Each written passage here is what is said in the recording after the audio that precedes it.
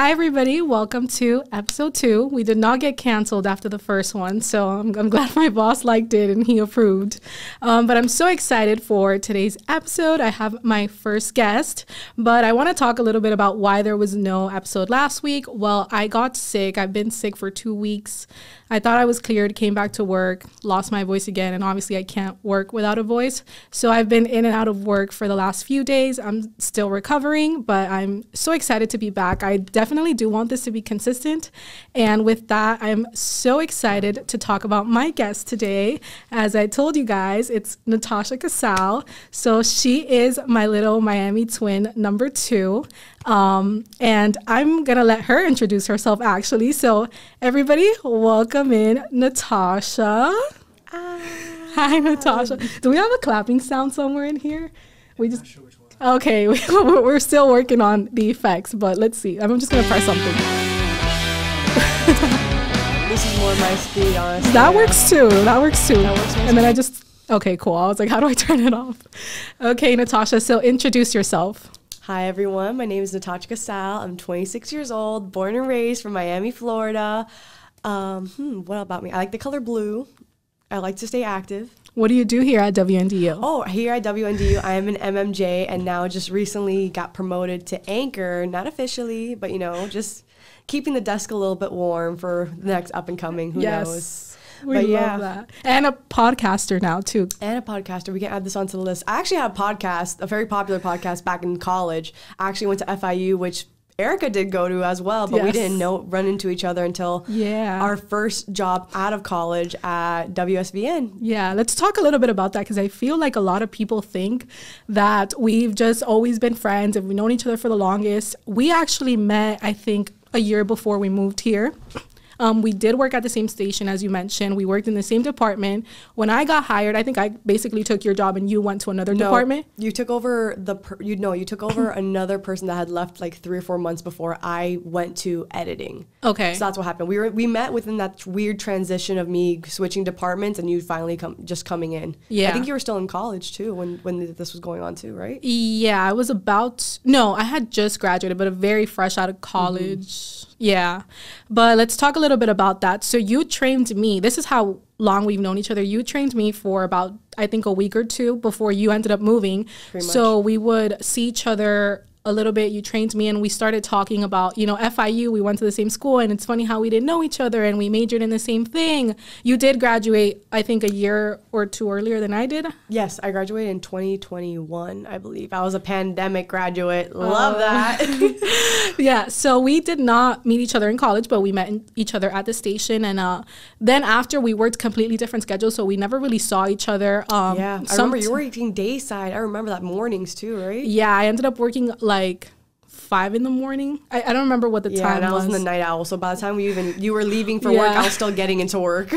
Yeah, so completely different. And I feel like we would run each other into the hall. Sometimes when, for some reason, I'd be covering somebody or you'd be dayside, we would run into each other. Mm-hmm. So that's how we ended up talking a little bit more. But we related on a lot of things. We both like clothes, fashion, like, into all that girly stuff. But let's talk a little bit about how you ended up here at WNDU. Well, funny story. I wouldn't say I would say we, because there is a we part in this. There is. So when I was back in Miami at the other station, my mentor recommended me to go to NHJ, said this is basically a very big convention and it happened to be in Miami this year. So I was telling Erica, hey, let's just go check out this convention out, maybe we'll get a job out of it. Who knows? But let's just go and get some feedback on our videos and have a good old time. Yeah. I vomited. I was having a horrible time. Panic attack.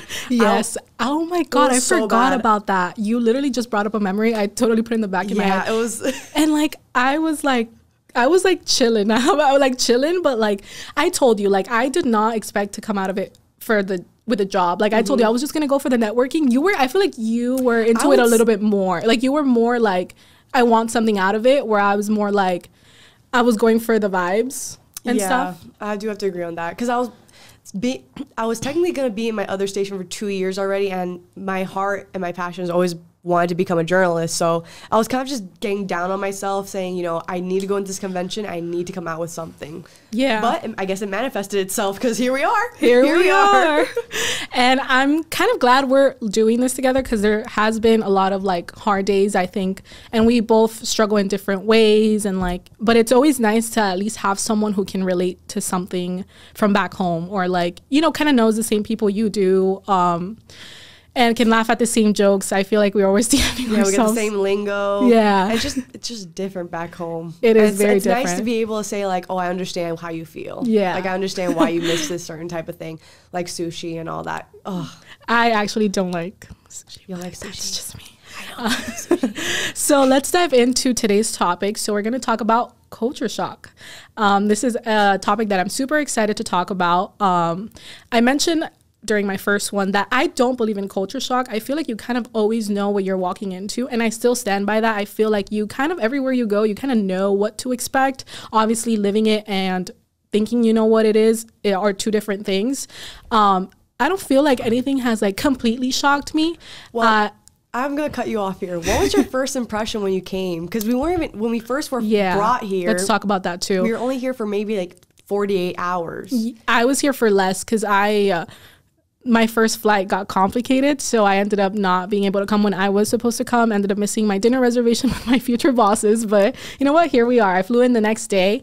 So you're talking about that first impression. Mm-hmm. Did you ever look up Indiana or South Bend or anything like that? I was on TikTok, like South Bend, Indiana, and it was the scariest. Do not go on TikTok. We need more TikTokers in South Bend, Indiana. So if you like to make content, please do that. I just feel like it was very like Notre Dame. I saw some of that. That's the only two things I would find out on Google. Notre Dame, corn. No, but for me on TikTok, I saw Notre Dame, but it was more like scary stuff, which it's nothing like that. Like TikTok, I don't know. TikTok owns me some therapy sessions because it was not what I thought it would be. I get that. TikTok is a rabbit hole. Yeah. So let's talk about first impressions. So I remember since I had to come the next day, my flight came in like really late. So I got here around midnight. Mind you, I'm by myself in a new place. I'm landing at the South Bend airport. I'm having to take an Uber because I don't really know anybody here. So who's going to pick me up? It's scary. It's my first time like really away from home. Like whatever. But I'm a big girl. So I can do it. So it was so dark. I was scared, but my Uber driver, thank God, he was like a nice guy. It's a little dark out there. There's not a lot of like street lights. I wish there was a little bit more. So that was a little scary. And then when I arrived at my hotel, there was like some guy at this side of my hotel, like smoking a cigarette, and it's like dark, like not a pin drop in the air. Thank God my Uber driver waited for me to get inside. I really appreciate him if he is watching this or ever watches this. I really appreciate that he waited for me to get inside. I checked in and that was it. I went to bed. Thank God the next day the sun rose. I got to see, more light, more things. But during the night, it was a little bit scary. Like first impression, I'm not going to lie. Honestly, my first impression coming over here, it was probably like the worst of the worst trip possible. But I still signed and still came to good old South Bend, Indiana. So my flight was, what happened with my first flight? My first flight didn't make it out. It was delayed. So the following day I had to fly out, but I got airplane sickness. And I never won for motion sickness, but I feel like after I got airplane sickness, it just was like downhill from there. I got to the South Bend airport at around midnight as well, but I couldn't get an Uber. All the Ubers kept on canceling on me. Oh my God, so it was that's already my almost biggest 1 fear. o'clock. I was still at the airport having a panic attack, crying. I left my bag and the luggage on the plane still, so I tried running back into the terminal. It was a whole thing. I was having a lot of mental breakdown. Let's talk about that. Like getting an Uber here is not the same thing as getting an Uber back home, obviously, which is scary because I travel a lot. I come back home and I'm kind of Ubering all the time from the airport. So oh my God, like I've never really had to struggle with an Uber until my last trip back home where I couldn't get one. I ended up downloading the Lyft app. That's how desperate I was, and that's how I ended up getting home. But like, it's scary stuff out there. And like another thing, never mind. Let's skip that one. But let's just dive into our podcast because we're chit-chatting a lot. But let's talk about, a culture shock. What do you think culture shock? What does it mean to you? And like, do you believe in it? I do believe in culture shock. I feel like the big culture shock coming into South Bend was just not the fact that there's not, well, I would have to say with the Hispanic community, it's a very different. Back in Miami, there's a lot of diversity, a lot of different cultures. And honestly, I would have to say Spanish is a #1 language. So coming to South Bend, it really kind of put me in a place where I was like, oh, okay, like, you know, Spanish isn't my strong suit. Like, I can get by. I can do conversational or speak with my family. Oh, you speak very good Spanish compared to, like, everybody here. Like, you speak Spanish. Yeah, but it's as I've been here longer in Indiana, I feel like my lingo, my accent's gone down. So it's not as much up to par as I would want it to be. But I do feel like that's a very big difference. And it also contributes to food options here too. Because I feel like there's a lot of Hispanic food back in Miami. And that's the one thing I miss. It makes me feel like homesick. All right. So let's take this in parts. Let's talk about... I feel like Miami is very bilingual. I wouldn't say it's mostly Spanish. I'd say it's very bilingual. Like mostly everybody speaks English and Spanish. But I definitely get you on the food part. I feel like that's one of the biggest things I struggle with here because I loved home cooked meals and I'm not the best cook. So moving here was hard for me because I kind of had to learn how to cook. Obviously, I need to survive. And me personally, I hate is a strong word, but I just don't really like fast food. Like, I can't do like a burger and fries 2 times a week. Like, if I do that, I'm like at the end. So for me, that's been one of the biggest struggles because back home we have like healthier options, fast food, but there's healthier options like pollo tropical. If you don't know what pollo tropical is, it's like one of my favorite meals. And like, it's literally like basic, like rice and beans, chicken and pork and all these vegetables, whatever you want. But I was more honed in on the, like, I used to love this place called I don't think it's Sweet I Green? love Pura Vida. Pura Vida is good. Sweet Green. Pura Vida. Joe and the Juice. Joe and the Juice is so I think good. we got one in Chicago if we need to get our fix. Yeah, we took a trip to Chicago, and what did we have? We had Joe and the Juice, and we almost got run over. But that's another story for another topic. Yeah. So let's talk about things that we really appreciate from this place, because I feel like there is this misconception, like, oh my God, they're city girls, they only like the city, and it's like you can be, I guess, quote unquote, a city girl and still enjoy things from other places. I'll start off. So I think for me, the thing that I love and will never take for granted from this place is like the peace I have found. Like, yes, it does get lonely, but I feel like I'm experiencing a different part of life that like I needed at this point. Does that make sense? Because I feel like life in Miami was hectic and like there was a lot going on at the time. So moving here, I feel like it's a breather and I'm able to take it slower and enjoy this phase in my life. Like, I'm very appreciative of where I am and like when I'm so when I go to a story and it's like an hour away, it's 30 minutes away and I have to drive back, I'm blasting like Morgan Wallen, I'm blasting like all my music, but I'm at peace. Like driving through the cornfield, like I'm so at peace. I've never experienced that. Like, it's genuinely such a thing that like fulfills me and makes me feel good at the end of the day after we come back from a story and you're just driving in the car by yourself and the music is relaxing. Like, I just can't explain it. And the sun's going down. It's like, to me, it's so beautiful because you don't really get that in the city. Yeah, I agree on that. But because I also feel like since Miami's such a big place, like it's so small but so big, there's always something going on. There's always a sporting event or a red carpet. And traffic. Or traffic. That's true. That's one thing I do not miss about home is the traffic. I agree. But also, I also have one thing I really do like and really do love about South Bend is the people. Even the people out on the street that I meet from either I'm covering an event, they're always just, they want to know what's going on. Like, what's going on? They want to talk to you. Yes. Also, I feel like a lot of the friendships I've made here throughout, different stations and here at WNDU, I feel like they're very authentic. And it's just at a different level compared to people in Miami where it's, they're a little bit meaner. Sometimes they always want you for a different type of thing. I feel like there's a little bit more, what's the word? Baggage. Yes. Back home. I feel like people at home are nice. I feel like you just have to find your people. Not everybody back home is your people because, as you mentioned, it is a bigger city. There's more going on. People just like different things. It's a different life. But I love people from back home. I've met amazing people. But I feel like people here, for me here, what I've gathered is a sense of community that I've never seen before. Let's say like something tragic happens in Miami, some people will come together for you and do GoFundMe, but here people will like go to your house and like bake you all this food and like be there for you. Like, that's something I agree on that. Have never seen until I moved here. The sense of community it has another meaning. It takes it to another level, and it really like warms my heart because I'm like, this is what it should look like, and I'm glad it is this way, and I'm glad I'm getting to experience that. If I would have never came here, I would have never gotten to see that. So I think that's a big one for me. And as you mentioned, I feel like people are so nice. Like when you're out and about, like people are so nice to reporters. I have a question for you. Have you ever been like recognized out and about? Oh yeah, I've been recognized multiple times. I got my picture taken, which I think is pretty cool. My goals are to be in entertainment. That's my goal. I want to be in the big leagues. I want to be in the red carpets, talking about all the movie stars and all the celebrities.